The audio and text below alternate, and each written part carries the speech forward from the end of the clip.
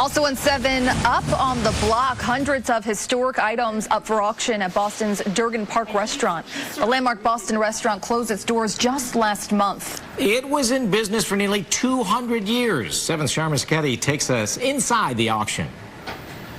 This is one of the banners that hung outside there. Outdoor banners, vintage signs, even a carved wooden pig dating back to 1879 that once greeted guests by the door. Maybe not good for an apartment, but you could put it if you have a big enough house. The online auction is underway at Durgin-Park at Faneuil Hall, and 200 items are on the block. The auctioneer says the pig and this Franks and Beans sign seem to be fetching the most interest. Franks and Beans advertising sign, that's at 1100 when we last looked, so there's a lot of interest in everything here. Ed Foster wanted to take a look around one last time. I grew up here bussing tables and such back in the day in the 80s and such, so it was a lot of fun. He says his mom was a waitress here for about 30 years. I was getting a little emotional because it's been it was a great stretch and came through it, so it was good to see everything again.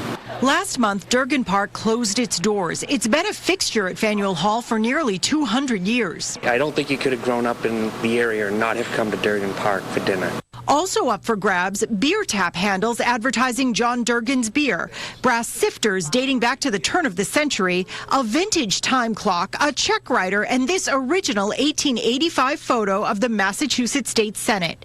And this, a sign with a poem written after the owner's grandson died in World War II. That poem on every menu. That restaurant meant a lot to a lot of people. Bidding for everything starts at $5, though some of these pictures are already going for several hundred. The auction ends next Wednesday. In Boston, Sharma Sketty, 7 News.